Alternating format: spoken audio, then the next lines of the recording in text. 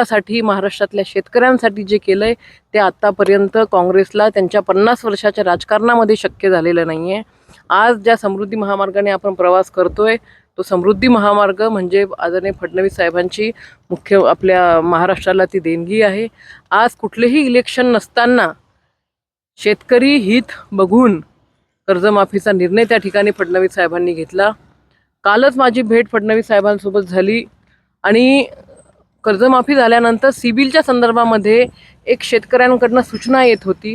ती सूचनेचं संदर्भात मी पत्र घेऊन जेव्हा फडणवीस साहेबांकडे गेलोय तेव्हा फडणवीस साहेबांनी लगेचच त्या ठिकाणी सहकार आयुक्तांना फोन लावला आणि त्यांना सूचना दिल्यात की शेतकऱ्यांचं सिबिल हे खराब होता कामा नये. म्हणजे एवढं संवेदनशील नेतृत्व महाराष्ट्राला त्या ठिकाणी भेटलेलं आहे आणि ते अतिशय चांगल्या पद्धतीने काम करत आहेत. काँग्रेसला टीकेशिवाय काही राहिलेलं नाहीये आणि त्यातून त्यांनी ती टीका केलेली आहे.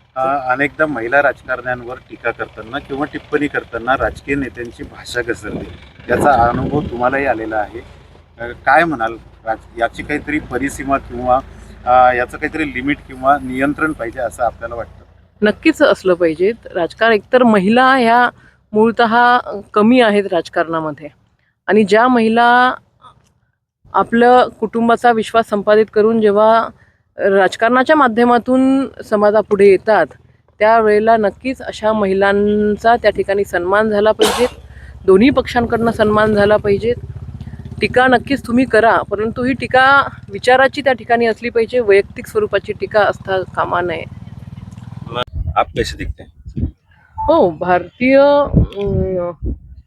आपल्या जे कलाकार आहेत, हातमाग इंडस्ट्रीमध्ये जे काम करणारे आहेत, अतिशय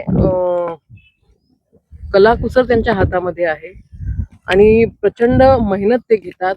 ज्या खामगावमध्ये आज आपण आहोत हे खामगाव एकेकाळी म्हणजे अजूनही परंतु एकेकाळी इथली जी कापसाची बाजारपेठ आहे ही लंडनपर्यंत युरोपियन देशापर्यंत त्या ठिकाणी गेलेली होती आणि त्याच्यामुळे नक्कीच हातमागाला आपण प्रोत्साहन दिलं पाहिजे. कारागिरांना आपण प्रोत्साहन दिलं पाहिजे जेणेकरून कारागिरांचे त्या ठिकाणी कुटुंब चालतील आणि जागतिक दर्जावरती आपलं जे हँडलूम आहे त्या ठिकाणी जाईल. मोदी सरकार FCRA मंत्रिपदाची शपथ घ्या.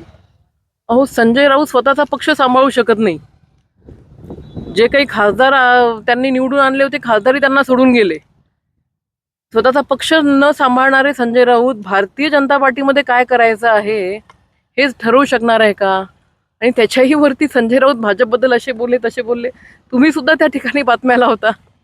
PM मोदी ने हैंडलूम डे के दिन भारतीय हैंडलूम